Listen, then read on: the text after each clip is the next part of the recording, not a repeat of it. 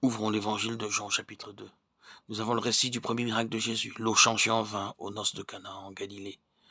Le pivot du récit, c'est cette parole de Jésus, mon heure n'est pas encore venue.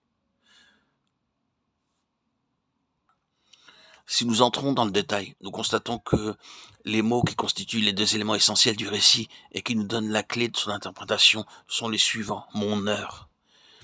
Et il manifesta sa gloire. Nous constatons en outre que c'est le vin qui fut tout à la fois la base et l'occasion de ce miracle. Or, le vin dans la parole de Dieu est un symbole à la fois du sang et de la vie. Deux mots qui sont très souvent synonymes et très souvent interchangeables. Quand nous nous unissons autour de la table du Seigneur, nous attestons que pour nous le vin est un symbole du sang. D'autre part, il est notoire que c'est le sang qui renferme la vie et qui en est en quelque sorte le véhicule. C'est ce symbolisme ou ce symbole qui sert de base au signe accompli par Jésus à Cana. C'est le vin, symbole du sang, véhicule de la vie qui est l'occasion du miracle. Il manifesta sa gloire, nous est-il dit à propos de cet acte particulier. Or, cet acte, il le rattache directement à son heure. C'est donc une étape précise vers l'échéance qu'il s'est assignée. Ce n'est pas sa vie privée qui apparaît ici. Il a franchi le seuil de la vie publique et, dès ce moment, il s'avance rapidement vers son destin. Tout le monde s'attache à ses pas, les uns pour obtenir certains avantages qu'on ne sait capable d'accorder, les autres pour lui tendre des pièges et travailler à sa perte. De toute façon, à partir de ce moment, il paraît au grand jour et entre, si l'on peut dire, dans le domaine public. Il y a de sa part dans cette entrée en scène quelque chose de volontaire, de délibéré, et sa pensée à ce moment est fixée sur cette chose particulière qu'il rattache à son heure. C'est ce pas en avant, voulu et réfléchi, qui amorcera la lutte, qui se dénouera 3 ans plus tard. À Cana en Galilée, il franchit le seuil de la vie publique par un acte qui, pour la première fois, est mis en relation avec son heure. À Gethsémané, pour la dernière fois, il prononcera la même parole, qui sera notre dernier point de repère. L'heure est venue. Voici le Fils de l'homme est livré aux mains des pécheurs. Entre ces deux points extrêmes, il y a des étapes et elles préparent et annoncent vrai jalon pour le lecteur, l'approche du dénouement. Maintenant, au fait, ce que le maître a dans la pensée, qu'est-ce donc? Pour bien comprendre la chose, nous devons nous pénétrer de cette idée que tout ce que Jésus a fait, il l'a fait de propos délibérés. Il n'a rien fait fortuitement, incidemment ou accidentellement. Il n'y a pas d'intermède dans la vie du maître. Tout se tient et se rattache directement, d'une manière ou d'une autre, au but qu'il s'est proposé, à son intention irrévocable.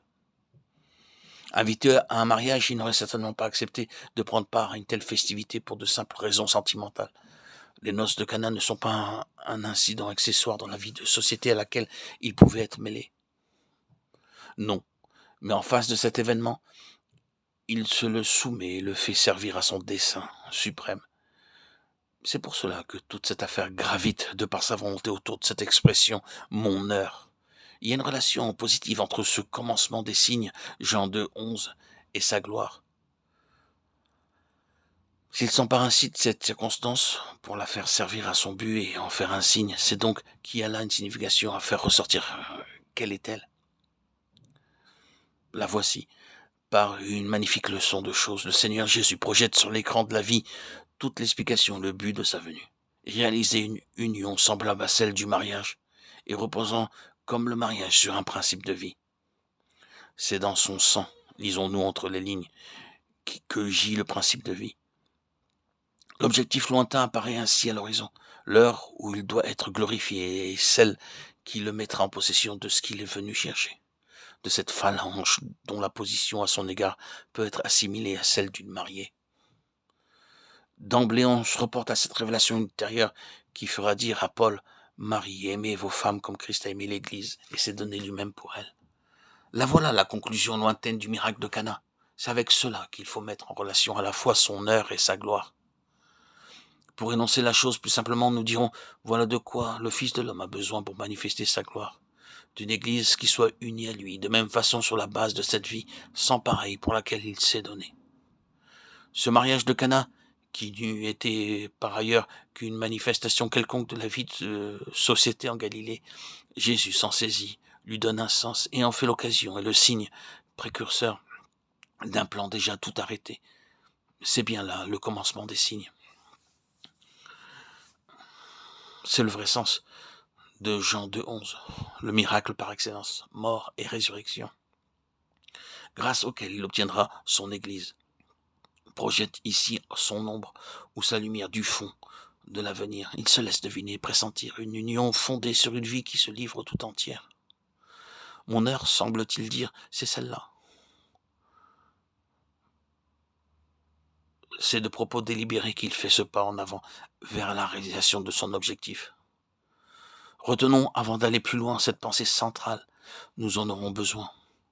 La vie dont il est question ici est destinée à appartenir en commun à tous les membres d'un corps en raison de la relation personnelle qui les unit à Christ. Cette relation est exactement symbolisée par le mariage et c'est par la résurrection de Christ que cette union se consomme. Dieu nous a fait renaître par la résurrection de Jésus-Christ, 1 Pierre 1,3. C'est donc bien d'une vie qu'il s'agit, d'une vie triomphante grâce à laquelle l'Église surgit à même le tombeau et devient une démonstration de la victoire de Christ sur la mort.